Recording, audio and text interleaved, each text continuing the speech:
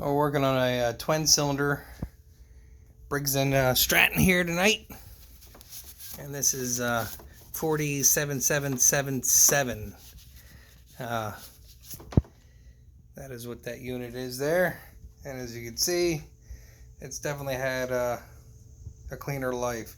Some blow by from the breather and valve cover on that side, and if you look down in there real closely, you can see the mouse poop and the other stuff that they were trying to suck up in here. We also have a bare wire, which could be causing some of the issues that we're having. It's been taped before. It looks like it's been taped before, as well as the hot lead for the carburetor down here. Looks like it's been taped up as well because it gets hot and they melt, and it's just a bad location. Another thing that really stinks about these white mowers, I mean, these were good units when they had metal hoods. They were still a pain in the butt to take apart, but if you can look here, this is actually the plastic that melted onto here. And yeah, you know, it was a bright idea. Let's put a hot muff can right below where we put a plastic hood at, and it's not a very good plastic hood. I actually think like the cover from the engine is probably a better plastic, and this guy was already just hanging out. So that's an unfortunate part of this guy. And the oil is rather dark, and I already took the fuel filter off, but I can imagine the oil filter has been on there just as long.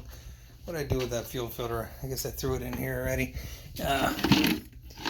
These fuel filters, they start their lives out clear, and I don't know what I'd just do with that. Well, bring another one out. They usually start their lives out as a clear filter. It's only over time that they turn haze like that, and it's usually because of bad gas, ethanol, alcohol, stuff like that. But hopefully we can get this straightened out. The game plan is we're going to clean up the carburetor, see if we can get rid of that high idle. We're going to tape up the coil. Hope that that is also something that's attributing to our high idle issue.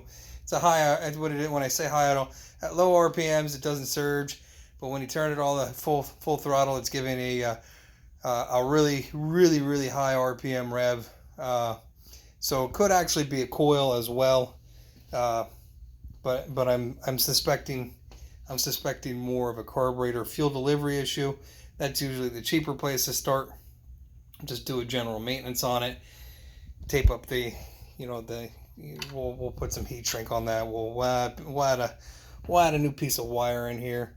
I don't have a harness for this, but I think we can probably cut back here, do some heat shrink magic and some solder and make it nice. And we'll get the vacuum out and the blower, and we'll or the blow nozzle.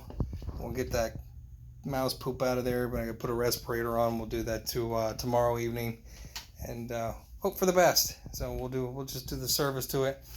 Engine, right now, I mean, it didn't do a compression test, but engine seems like it's running decent. And then we're gonna, besides the high rev, we'll pull the spark plugs. We'll take a look at the spark plugs and see if there's any indications on the spark plugs. I just have to go upstairs and transfer the 256 gigs of video that I have on this guy from all sorts of different projects. So happy Tuesday.